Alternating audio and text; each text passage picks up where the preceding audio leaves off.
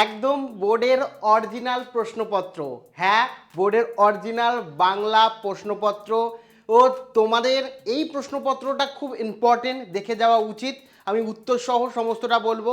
তোমরা অনেকেই বলবে পরীক্ষা তো কালকে, আজকে কিভাবে প্রশ্নপত্রে পেলেন?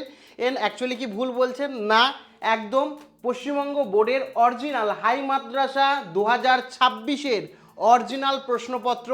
এই প্রশ্নপত্র থেকে অনেক সময় রিপিটেশন আসে এবং তোমাদের প্র্যাকটিস কোশ্চেন সেট হিসাবেও এই প্রশ্নপত্রটা খুব ইম্পর্টেন্ট। এই প্রশ্নপত্রটা সলভ করে যাও, খুব বেশি হেল্প হবে এবং কনফিডেন্সও বাড়বে। এই প্রশ্নপত্রের ধরন কাঠামোও বুঝতে পারবে। আর বাদ বাকি সুকুমার স্যারকে অনেক বেশি ধন্যবাদ জানাও, কারণ এই প্রশ্নপত্রটা তিনি সলভ করে দিয়েছেন। আমি প্রত্যেককে বলে রাখি, বাংলা বিষয় প্রথম ভাষা দেখতে পাচ্ছ 3 ঘন্টা 15 মিনিট তোমরা সময় পাবে লেখার জন্য 3 ঘন্টা এবং 15 মিনিট প্রশ্নপত্র পড়ার জন্য, ঠিক আছে বাবু? তো এক্ষেত্রে তো প্রথম প্রশ্ন, আরে সেই সুযোগেই দিব্যি একখানি ড্যাশ। তো এখানে কি হবে? দিবানিদ্রা দিচ্ছিলেন, এটা হয়ে যাবে সঠিক অ্যান্সার, ঠিক আছে? তো বাই দ্য ওয়ে, তোমাদের বাংলা পরীক্ষার প্রিপারেশন কেমন আমাকে জানিও। যদি খুব ভালো হয় তাহলে গুড লিখো, ঠিক আছে?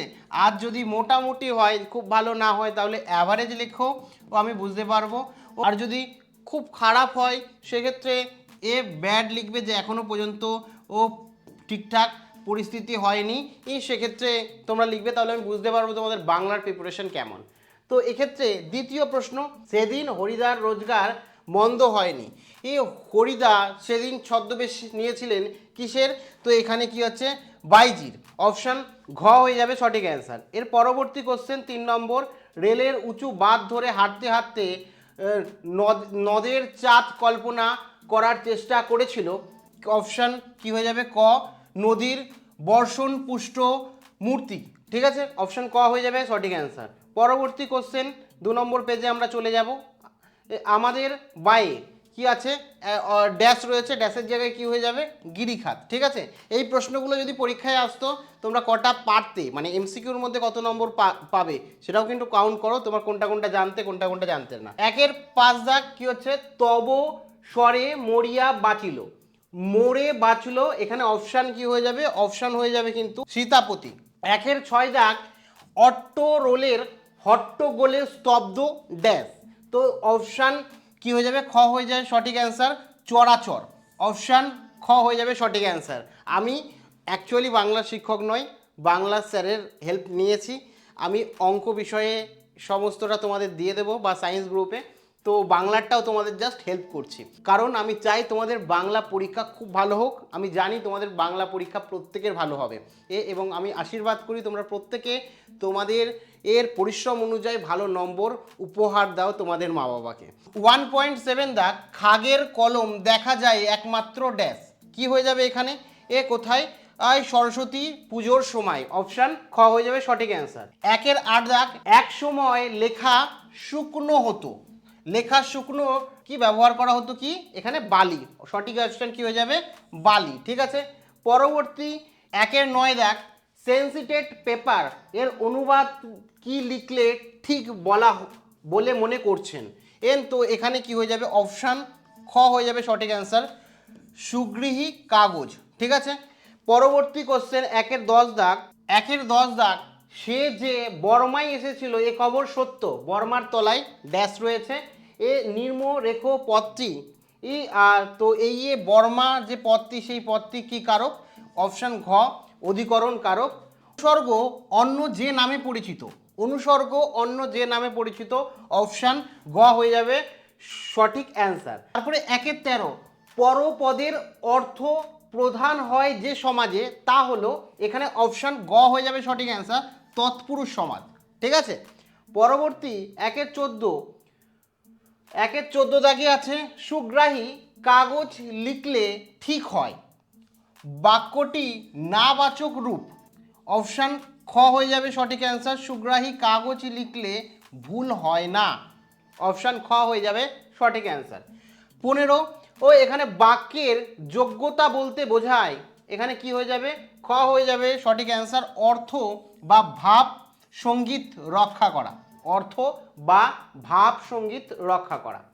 পরবর্তী কোশ্চেন 1-এর 16, কি বলেছে? ও স্কুলে যাওয়া বন্ধ করে দিল। বাক্যটির ভাববাচ্যের রূপ হলো ও স্কুলে যাওয়া বন্ধ করে দিল, এখানে ওর স্কুল যাওয়া বন্ধ হয়ে গেল। অপশান ঘ হয়ে যাবে সঠিক অ্যান্সার।